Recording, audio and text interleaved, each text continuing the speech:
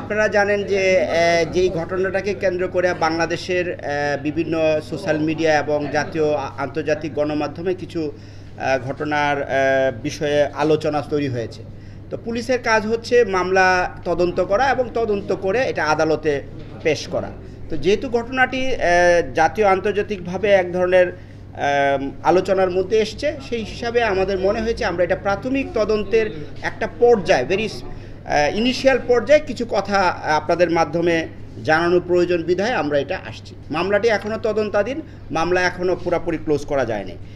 এই ঘটনায় কেন্দ্র করে প্রথমে একটা কমিটি গঠন করে দেওয়া হয়। মাননীয় কমিশনার ইনচার্জ যিনি আছেন এখন স্যার আমাদের মধ্যে, ইনি একটা কমিটি গঠন করে, সেখানে আমাকে আহ্বায়ক করা হয় এই মামলা তদন্তের ক্ষেত্রে। DC crime south, ADC crime south right now say absent একটু, আর এসি ক্রাইম তাকে সদস্য করা হয়, 4 সদস্য বিশিষ্ট। এবং আপনারা জানেন যে ফর্মালি আমরা একজন ইনভেস্টিগেটর নিয়োগ করি যিনি কিনা তদন্ত করেন এবং আদালতে রিপোর্টটা জমা দেন। তিনি আমাদের সাথে কাজ করেছেন, নাম কি? মেহেদি, সাব ইন্সপেক্টর মেহেদি। তো আমরা যেহেতু কমিটির মধ্যে ছিলাম, ওর কার্যক্রম আমরা নিজেরাও পর্যবেক্ষণ এবং তার সাথে আমরা অতপ্রতভাবে জড়িত ছিলাম। সেখান থেকে আমরা যে জিনিসটা পেয়েছি এই পর্যন্ত সেটা আপনাদের সামনে একটু আনি। আপনারা জানেন যে মহিবুল্লাহ মিয়াজি, যিনি টিএনটি মসজিদের ইমাম, দীর্ঘ সময় যাবৎ উনি ইমামতি করেন, উনি একটা এজাহার দিয়েছেন। সেখানে উনি উল্লেখ করেছেন যে সকালবেলা হাঁটতে গিয়ে উনি 4-5 জন ব্যক্তি কর্তৃক উনি মাইক্রোবাসে করে ওনাকে জোর জবরদস্তি করে নিয়ে যায় এবং পঞ্চগড়ে ওনাকে আবিষ্কার করা হয় একদম একটা নাজেহাল অবস্থায়। সেখানে উনি চেইন এবং তালাবদ্ধ অবস্থায় ছিলেন, যেটা একটা স্বাভাবিক অবস্থা না। পরবর্তীতে পুলিশ এবং আশেপাশের লোকজনের সহায়তায় উনি রেস্কিউ হন এবং উনি আমাদের কাছে এসে রিপোর্টও করেন। রিপোর্টকালীন সময়ে উনি যেটা বলেন যে উনি শারীরিক এবং মানসিকভাবে অবসাদগ্রস্ত, উনি একটু সময় চান। তো আমরা অ্যাকর্ডিংলি তাকে সময় দেই এবং উনি তার ওই দিনেই বিকেলবেলা এসে একটা এজাহার, উনি লিখিত এজাহার দায়ের করেন। সেখানে উনি যে সমস্ত ঘটনার অবতারণা করেছেন সেগুলি আপনারা কম বেশি জানেন, যেহেতু ওনাকে জোর জবরদস্তিপূর্বক অপহরণ, হত্যার উদ্দেশ্যে মারধর এবং বেসামাল অবস্থায় ফেলে যাওয়া এবং আরও কিছু ঘটনার কথা বলেছেন। তো সেইগুলি আমরা আমলে নিয়েই তদন্ত শুরু করি।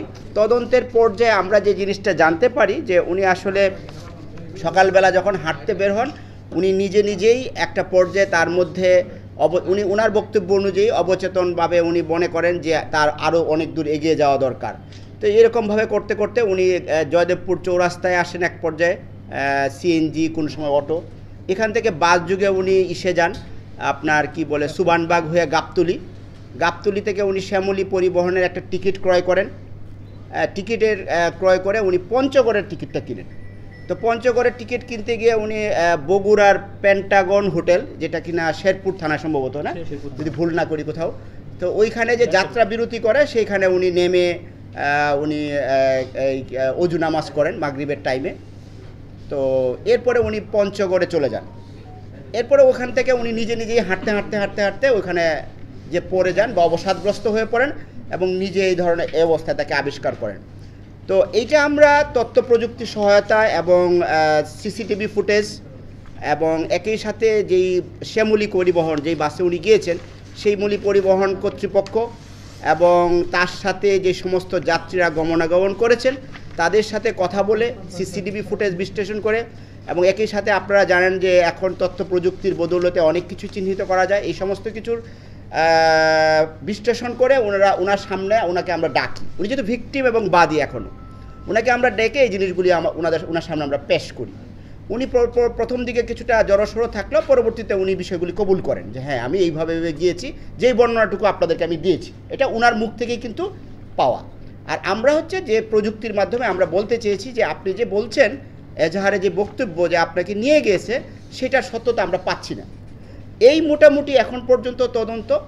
এখন এই ঘটনায় এর পিছনে কারো ইন্ধন রয়েছে কিনা, কি অবজেক্টিভ ওনার মধ্যে রয়েছে, আরও কারো জড়িত রয়েছে কিনা, এটি এখন আমরা স্পষ্ট করতে পারিনি, কারণ এটা too early two actually make this conclusion.